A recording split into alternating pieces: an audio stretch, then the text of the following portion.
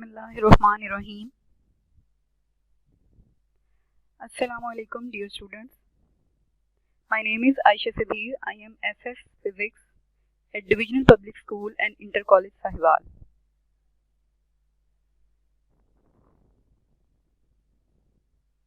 Today our topic is vector product, which is from chapter number 2, Vectors and Equilibrium.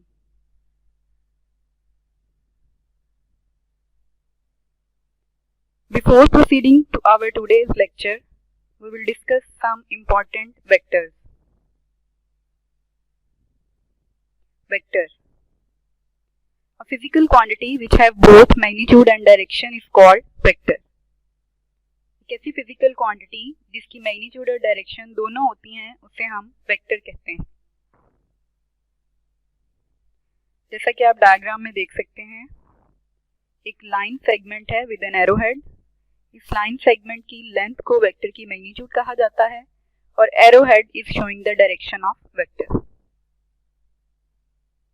For example force is a vector quantity.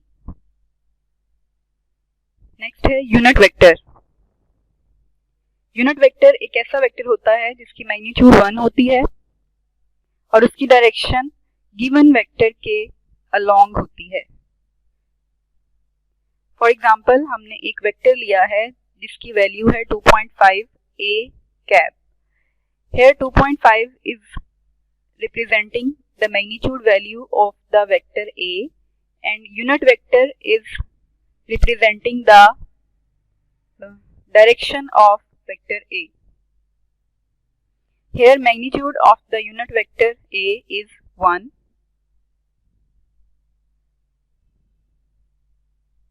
Formula: a cap is equals to a vector over its magnitude value. कुछ important vectors को हम discuss करते हैं जो आप पहले पढ़ चुके हैं। x, y, z एक्सिस के अलोंग यूनिट वेक्टर्स लिए जाते हैं i, j और k। i unit vector x के अलोंग लिया जाता है, j यूनिट वेक्टर y के अलोंग लिया जाता है और k यूनिट वेक्टर हम z के अलोंग लेते हैं। ये ऐसे यूनिट वेक्टर्स हैं जिनकी मैग्नीट्यूड वैल्यू 1 ही होगी और इनकी डायरेक्शन जिस एक्सिस के अलोंग आप यूनिट वेक्टर ले रहे हैं उसी एक्सिस की डायरेक्शन के अलोंग इनकी डायरेक्शन होगी। इसके अलावा एक और यूनिट वेक्टर आपने पढ़ा है नॉर्मल वेक्टर। नॉर्मल वेक्टर उसे कहते हैं जो किसी भी प्लेन एरिया या सरफेस एरिया पे परपेंडिकुलरली ड्रॉ किया जाता है और इसको n से रिप्रेजेंट करते हैं। n के ऊपर हैट लगा के इसको रिप्रेजेंट किया गया है नॉर्मल वेक्टर को।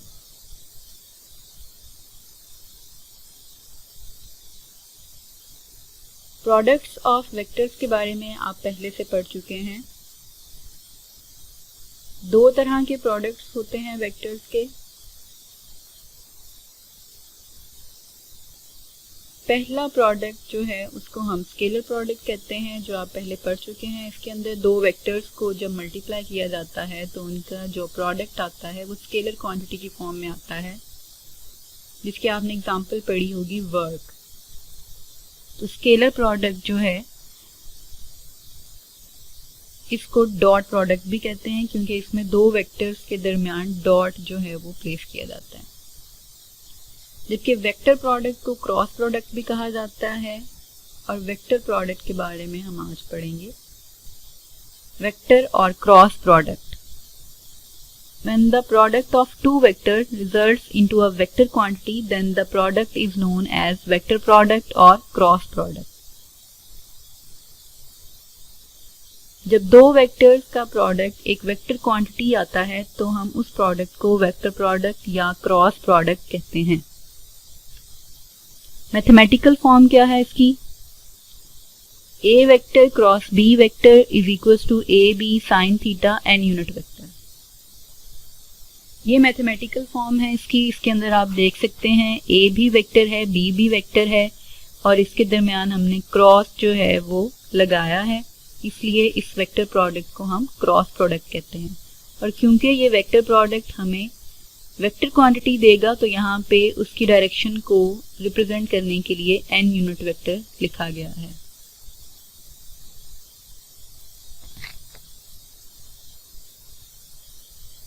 इस फॉर्मूला में a b sin थीटा जो है ये मैग्नीट्यूड वैल्यू शो कर रहा है a और b वेक्टर की।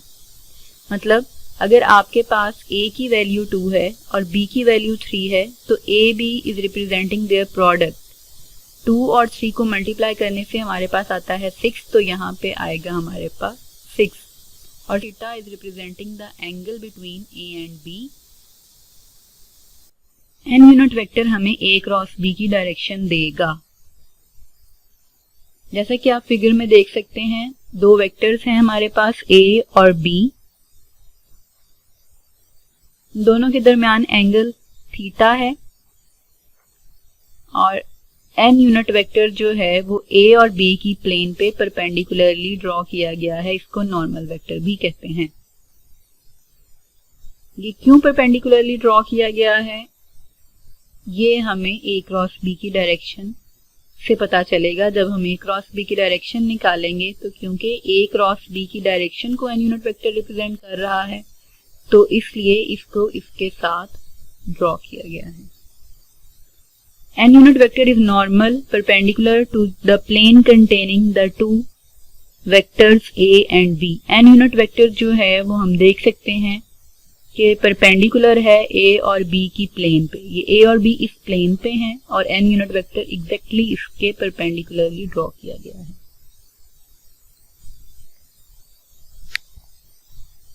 The direction of n unit vector can be obtained by right hand rule.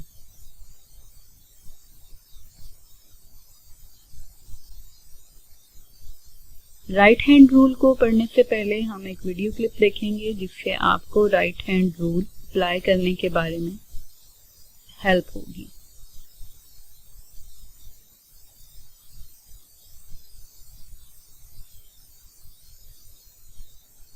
यहाँ पे आप देख सकते हैं a वेक्टर जो है वो ब्लू कलर का शो किया गया है और b वेक्टर जो है उसे ग्रीन कलर से शो किया गया है और राइट हैंड से a वेक्टर से b की तरफ जो है वो राइट हैंड की फिंगर्स को कर्ल किया गया है। अब a क्रॉस b हमारे पास जो डायरेक्शन आएगी इसकी वो कहाँ आएगी देखिएगा।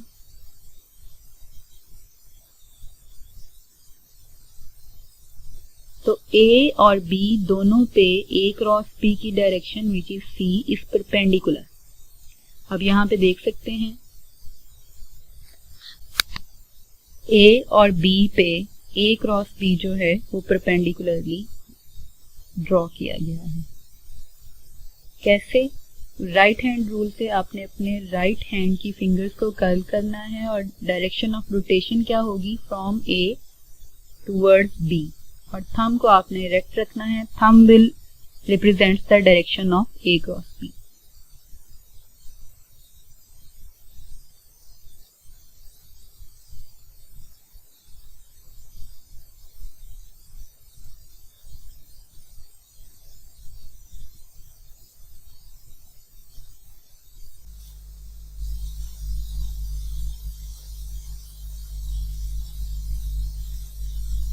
राइट हैंड रूल को एक्सप्लेन करेंगे हम।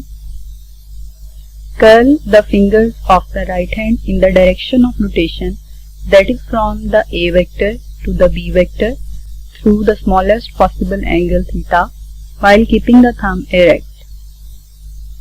The direction of the right thumb will give the direction of n unit vector which is the direction of a vector cross b vector and this direction is perpendicular to plane containing a vector and b vector. Right hand की fingers को curl करना है आपने और direction of rotation होगी a vector से b vector की तरफ और थंब को आपने बिल्कुल सीधा रखना है। जो थंब की डायरेक्शन है वही आपको n यूनिट वेक्टर की डायरेक्शन देगी। मतलब जो n यूनिट वेक्टर आएगा वही आपके पास a क्रॉस b की डायरेक्शन को रिप्रेजेंट करेगा और जो हमारे पास डायरेक्शन आती है थंब की वो परपेंडिकुलर आती है इस प्लेन एरिया पे जिसके ऊपर ये दो वेक्टर्स हमने लिए हैं ए वेक्टर और बी वेक्टर। जैसा कि आप फिगर में देख सकते हैं ए वेक्टर और बी वेक्टर की डायरेक्शन, उसके बाद ये जो एरो साइन है ये डायरेक्शन ऑफ रोटेशन शो कर रहा है। राइट हैंड की फिंगर्स को कर्ल करना है हमने इस रोटेशन की डायरेक्शन में और थंब को बिल्कुल सीधा रखना है। थंब जो है वो हमें बताएगा डायरेक्शन ए क्रॉस बी की और एन यूनिट वेक्टर की। तो दोनों डायरेक्शन सेम ही बनती हैं यहाँ पे हमारे पास अपवर्ड, और ये अपवर्ड डायरेक्शन ए और बी पे परपेंडिकुलर है। नेक्स्ट है example of vector product. Torque is a vector quantity. It is a product between two quantities r and f, where r is a position vector, f is force. इस तरह angular momentum जिसको हम represent करते हैं L से, और ये product है दो क्वांटिटीज का जो कि वेक्टर क्वांटिटीज हैं, r position vector, p linear momentum. इस तरह से मैग्नेटिक फोर्स एक वेक्टर क्वांटिटी है और ये प्रोडक्ट है दो वेक्टर क्वांटिटीज का जिसमें v वेलोसिटी है एक वेक्टर क्वांटिटी और b मैग्नेटिक फील्ड है वेक्टर क्वांटिटी। इन दोनों के प्रोडक्ट से मैग्नेटिक फोर्स बनती है।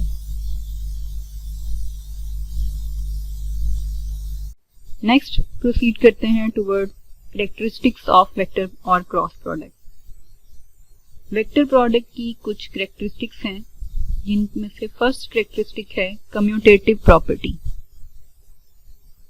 कम्यूटेटिव प्रॉपर्टी किसे कहते हैं? अगर आप दो वेक्टर का प्रोडक्ट ले रहे हैं और प्रोडक्ट लेते हुए ऑर्डर को रिवर्स कर दें, अगर पहले आप प्रोडक्ट ले रहे हैं ए क्रॉस बी और फिर आप प्रोडक्ट लेते हैं बी क्रॉस ए, इस ऑर्डर को रिवर्स करने से प्रोडक्ट पे कोई फर्क पड़ता है या नहीं? अगर तो प्रोडक्ट सेम आता है तो वो कम्यूटेटिव प्रॉपर्टी को सेटिस्फाई करता है, और अगर प्रोडक्ट सेम नहीं आता तो कम्यूटेटिव प्रॉपर्टी होल्ड नहीं करती।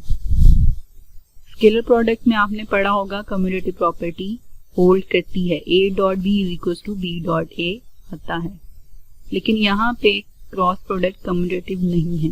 और क्यों नहीं है, इसकी रीजन क्या है? जैसे कि आपने फिगर में देखा a क्रॉस b की डायरेक्शन को हमने लिया a और b से, राइट हैंड रूल को अप्लाई करते हुए फिंगर्स को कर्ल किया a से b की तरफ। ये डायरेक्शन ऑफ रोटेशन को शो कर रहा है एरो, आपने a से b की तरफ कर्ल की फिंगर, और a क्रॉस b जो है वो a और b पे परपेंडिकुलर आया, और साथ में ये n यूनिट वेक्टर इसी की डायरेक्शन को रिप्रेजेंट कर रहा है। इसी तरह आप b क्रॉस a को लेंगे, b क्रॉस a, इनकी मैग्नीट्यूड वैल्यू तो सेम आएगी लेकिन डायरेक्शन ऑपोजिट आई है, क्योंकि इसमें डायरेक्शन थी आपके पास ये फ्रॉम a टू b और इसमें डायरेक्शन है आपके पास from b to a। That's why a cross b जो है वो आपके पास अपवर्ड आया है और b क्रॉस a जो है वो डाउनवर्ड आया है। रीजन क्या है इसकी, इसी को एक्सप्लेन करते हैं। Consider the direction of a cross b which is in upward direction while the direction of b cross a which is in downward direction. अब आप देखते हैं यहाँ पे कि a क्रॉस b की डायरेक्शन अपवर्ड आई है और b क्रॉस a की डायरेक्शन डाउनवर्ड आई है।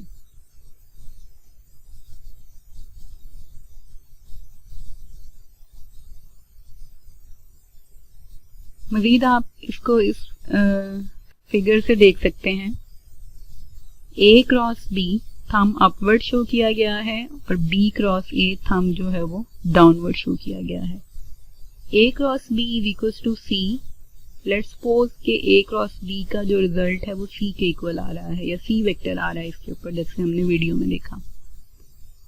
अब क्योंकि ये रोटेशन चेंज हो जाएगी तो डायरेक्शन राइट हैंड की भी चेंज हो जाएगी।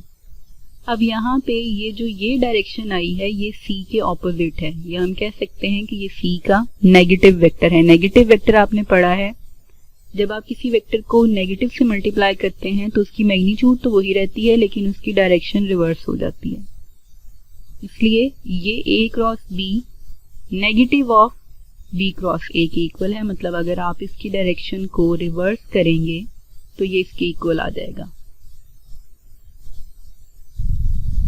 सो two vectors can not be equal if they are not in same direction. अब यहाँ पे इक्वल वेक्टर्स की डेफिनेशन को रिवाइज करेंगे हम। इक्वल वेक्टर्स ऐसे वेक्टर्स होते हैं जिनकी मैग्नीट्यूड भी इक्वल होती है और डायरेक्शन भी। तो यहाँ पे हमारे पास a क्रॉस b और b क्रॉस a की मैग्नीट्यूड तो सेम आती है, लेकिन उनके वेक्टर्स की डायरेक्शन ऑपोजिट होने की वजह से ये दो वेक्टर्स इक्वल नहीं है और कम्यूटेटिव प्रॉपर्टी यहाँ पे सेटिस्फाई नहीं होती।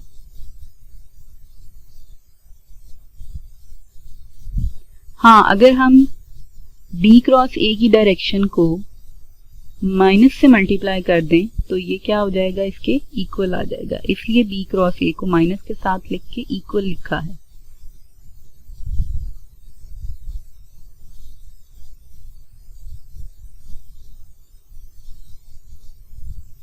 नेक्स्ट है हमारे पास if a and b are parallel और एंटी पैरेलल। अगर a वेक्टर और b वेक्टर जो हैं उनके दरमियान हम एंगल साइन थीटा को स्पेसिफिक कर दें, थीटा 0 डिग्री या 180 डिग्री। अगर दो वेक्टर्स पैरेलल हैं तो उनके दरमियान एंगल 0 डिग्री होता है, और अगर एंटी पैरेलल हैं तो उनके दरमियान एंगल हम 180 डिग्री लेते हैं।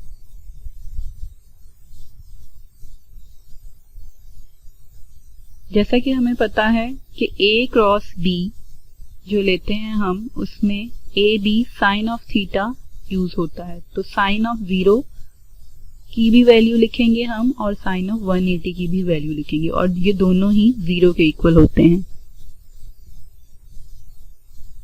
सो आप इस फॉर्मूला में वैल्यूज पुट करेंगे। साइन थीटा की जगह पे अगर आप साइन 0 पुट करते हैं तो भी 0 आएगा, और अगर साइन 180 पुट करते हैं तो भी आंसर 0 आएगा इस वैल्यू का। लेकिन क्योंकि हमारे पास ये वेक्टर प्रोडक्ट है दो वेक्टर्स का, तो इनका जो प्रोडक्ट है वो भी वेक्टर ही आएगा। दैट्स वाई हमने यहाँ पे 0 नहीं बल्कि नल वेक्टर जो है वो लिखना है।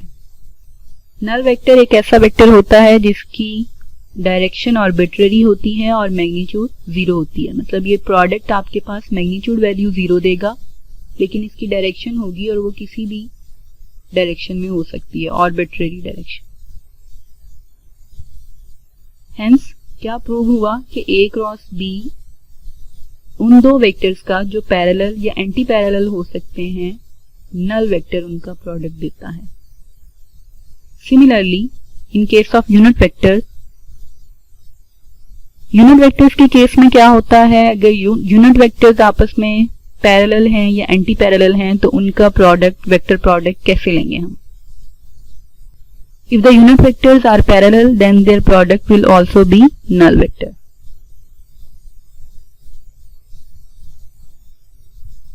यूनिट वेक्टर्स आपको पता है i, j, k लेते हैं हम, x के अलोंग i, y के अलोंग j और z के अलोंग k लेते हैं हम। तो यहाँ पे हम क्या कर रहे हैं, कह रहे हैं कि अगर यूनिट वेक्टर्स जो हैं वो पैरेलल हैं, अगर i का i के साथ प्रोडक्ट लेते हैं तो i और i दोनों क्या हो जाएंगे, पैरेलल, क्योंकि ये i भी x की डायरेक्शन में होगा और वो दूसरा i भी x की डायरेक्शन में होगा, और सेम डायरेक्शन में होने की वजह से एंगल क्या होगा हमारे पास, यहाँ पे जो एंगल है 0। इसको सॉल्व करते हैं। Magnitude value of i multiply by magnitude value of second i sine of theta, और यहाँ पे हमने 0 पुट कर दिया साइन ऑफ थीटा की जगह पे, तो आंसर आया नल वेक्टर। इसी तरह से j का j के साथ लेंगे तो वो भी पैरेलल होंगे और आंसर आएगा नल वेक्टर। इसी तरह k का k के साथ प्रोडक्ट लेंगे तो वो भी पैरेलल होने की वजह से सेम इसी प्रोसीजर से सॉल्व करेंगे और वो नल वेक्टर आएगा। इस तरह आप a का a के साथ प्रोडक्ट लें तो वो भी बिल्कुल a के पैरेलल होने की वजह से नल वेक्टर आएगा।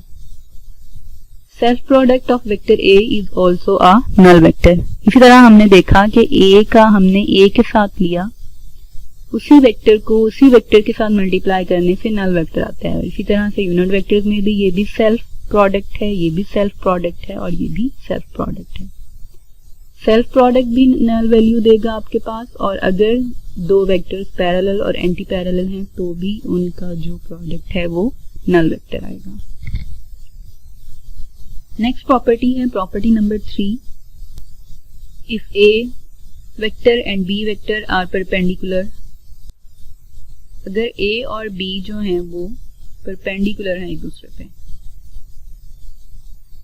ये है हमारे पास ए वेक्टर, ये है बी वेक्टर और ये एक दूसरे पे परपेंडिकुलर है, तो अब हमने देखना है कि इन दो वेक्टर्स का प्रोडक्ट क्या आएगा। The vector product of two mutually perpendicular vectors gives maximum value. दो वेक्टर्स का जब आप प्रोडक्ट लेते हैं और वो दो वेक्टर्स म्यूचुअली परपेंडिकुलर हैं तो वो मैक्सिमम वैल्यू देगा। कैसे? क्योंकि यहाँ पे अब हमारे पास एंगल होगा 90 डिग्री और साइन 91 के इक्वल होता है, और वही formula a cross b equals to A B sine theta N unit vector. Sine theta की वैल्यू हमारे पास साइन 91 होने की वजह से 1 आई है और N unit vector is representing the direction. A और बी वेक्टर की जो मैग्नीट्यूड है वही हमारे पास आंसर आएगा और साथ में एन यूनिट वेक्टर आएगा जो रिप्रेजेंट करेगा इन ए क्रॉस बी की डायरेक्शन को। Hence A vector cross B vector is equals to A B N unit vector. A और B का क्रॉस प्रोडक्ट हमारे पास A B N unit vector आ गया।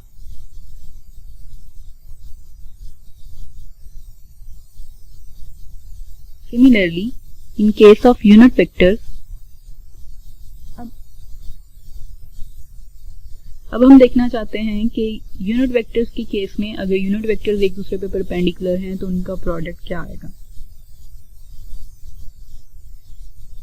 If the unit vectors are perpendicular, then their product will give maximum value.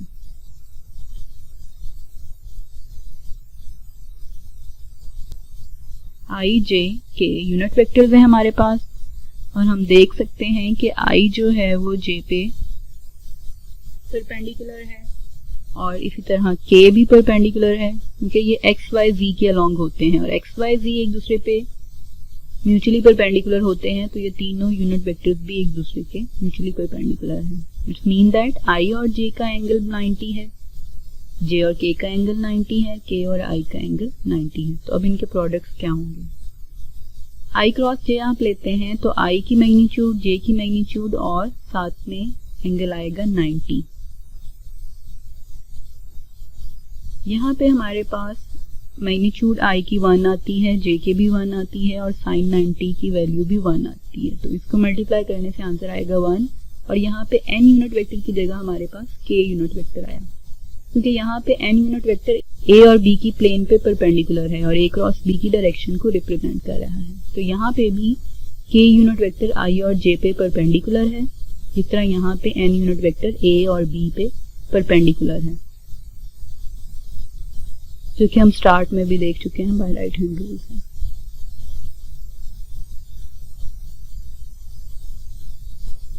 और यहाँ पे k unit vector भी I और j पे परपेंडिकुलर है, बिल्कुल यहाँ पे। क्योंकि k यूनिट वेक्टर जो है वो स्पेस में होगा, बिल्कुल यहाँ पे ड्रॉ करेंगे आउटवर्ड, लेकिन क्योंकि हम 2 डायमेंशनली ड्रॉ कर रहे हैं डायग्राम तो हम k यूनिट वेक्टर की प्रोजेक्शन दिखा रहे हैं यहाँ पे, which is actually at this point and in outward direction यहाँ पे होगा और बिल्कुल आपकी तरफ इसकी डायरेक्शन होगी, लेकिन क्योंकि ये 2 डायमेंशनल डायग्राम है दैट्स व्हाई हम इसको प्रोजेक्शन ड्रॉ करते हैं कि यहाँ पे।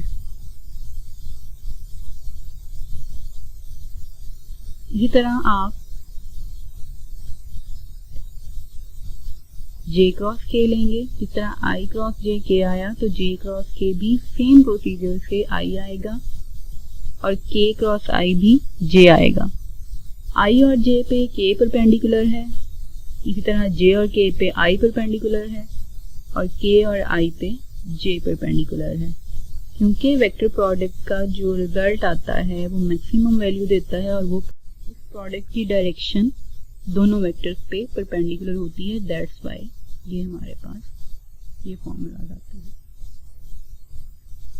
अगर आप इस डायरेक्शन को इस ऑर्डर को चेंज कर देंगे तो यहाँ पे ये k का साइन भी चेंज हो जाएगा। क्यों? क्योंकि हमारे पास a क्रॉस b की डायरेक्शन b क्रॉस a के ऑपोजिट आती है। तो आप जब i क्रॉस j ले रहे हैं वो k आ रहा है तो ऑर्डर रिवर्स करने से माइनस आएगा, बिल्कुल वैसे जैसे a क्रॉस b c आ रहा था और b cross a minus c आ रहा था।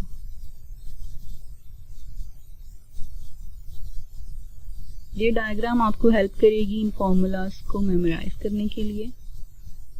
कैसे आपने ये ड्रॉ करना है, एक clock i j k unit vectors को रिप्रेजेंट कर रहा है जो एंटी क्लॉकवाइज डायरेक्शन में आपने एरोस लगाने हैं। If you follow the arrow you will get the next unit vector. अगर आप इस एरोस को फॉलो करते हैं, i को j के साथ प्रोडक्ट लेते हैं तो नेक्स्ट वाला आंसर आएगा। इस तरह j को k के साथ लेते हैं तो नेक्स्ट वाला आंसर आएगा, जैसे यहाँ पे। इस तरह आप k को i के साथ लेते हैं प्रोडक्ट तो नेक्स्ट ये वेक्टर है तो ये आंसर आएगा।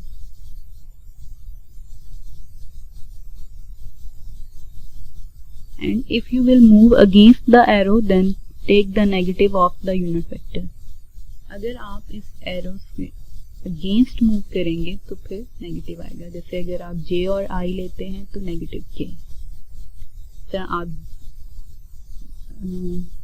k और j लेते हैं तो नेगेटिव i, इस तरह k और i लेते हैं तो नेगेटिव j।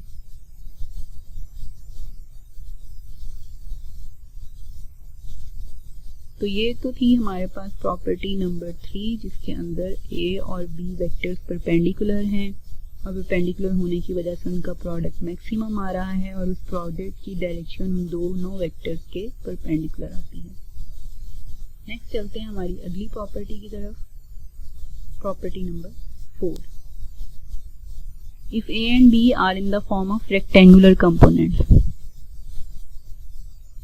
अगर a और b हमारे पास रेक्टेंगुलर कंपोनेंट्स की फॉर्म में हैं तो फिर उनका प्रोडक्ट कैसे लेना है। अगर दो वेक्टर्स रेक्टेंगुलर कंपोनेंट्स की फॉर्म में है तो उसके सब वेक्टर्स या कंपोनेंट्स जो हैं वो इस तरह से लिखे जाएंगे। a vector is equal to ax i unit vector plus ay j unit vector plus az k unit vector. इसी तरह से b vector is equal to bx i unit vector by j unit vector plus bz k unit vector. Product कैसे लेना है हमने इनका, determinant method use करेंगे। Determinant की फर्स्ट रो में हम यूनिट वेक्टर लिखेंगे i j k और सेकंड रो में a की वैल्यूज लिखेंगे, i के नीचे i वाली वैल्यू, j के नीचे j वाली वैल्यू और k के नीचे हम k वाली वैल्यू लिखेंगे। इसी तरह से b की वैल्यूज लिखेंगे, bx i के नीचे, by j के नीचे और bz k के नीचे। अब डिटर्मिनेंट मेथड को अप्लाई कैसे करना है। फर्स्ट रो की फर्स्ट वैल्यू i और आपने इसको कैसे सॉल्व करना है, i लिख लिया, i रो को, i वाली रो और i वाले कॉलम को आपने इग्नोर कर देना है, मतलब आपने अब ये वाली वैल्यूज को कंसीडर नहीं करना और ना ही ये लिखी जाएंगी फिलहाल। और ये चार एंट्रीज आपने लिखी, ay by az bz। Minus j, determinant को सॉल्व करते हुए जब आप सेकंड वैल्यू लिखेंगे तो माइनस आएगा। सेम वैसे ही आपने j वाली रो को इग्नोर कर देना है और j वाले कॉलम को। अब आपके पास ये दो वैल्यूज आएंगी, ax bx az bz plus के थर्ड वैल्यू के साथ फिर प्लस आएगा और इसी तरह से आपने ये वाली रो को इग्नोर कर देना है और ये वाले कॉलम को। तो ये आएगा ax bx ay by और मल्टीप्लाई कर देना है इनको क्रॉस मल्टीप्लिकेशन से। i क्रॉस मल्टीप्लिकेशन लेफ्ट से आपने स्टार्ट करना है, ay bz और फिर राइट से az by, फिर माइनस j लेफ्ट से ax bz राइट से az bx प्लस के ax by फिर राइट से ay bx। तो ये आपके पास डिटर्मिनेंट फॉर्म में दो वेक्टर्स को मल्टीप्लाई करने के बाद प्रोडक्ट आ गया डिटर्मिनेंट मेथड से। नेक्स्ट है last property, area of the parallelogram. Area of parallelogram क्या है? ये आपके पास एक शेप दिखाएगी, इसको कहते हैं पैरेललोग्राम।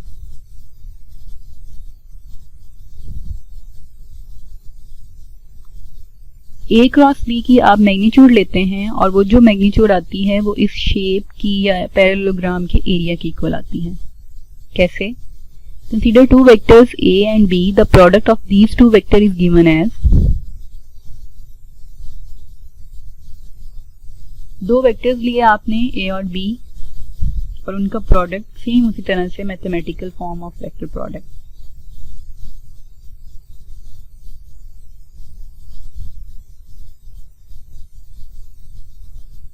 मैग्नीट्यूड वैल्यू को रिप्रेजेंट करने के लिए हम बार लगाते हैं और सिंपली भी लिख सकते हैं। अब क्योंकि ये मैग्नीट्यूड वैल्यू है तो इसमें डायरेक्शन को रिप्रेजेंट नहीं किया जाएगा। तो मैग्नीट्यूड वैल्यू में ए जो है वो हमारे पास है बेस और B sine theta height of the parallelogram. Base और हाइट को मल्टीप्लाई करने से हमारे पास area of parallelogram is equal to magnitude of A cross B.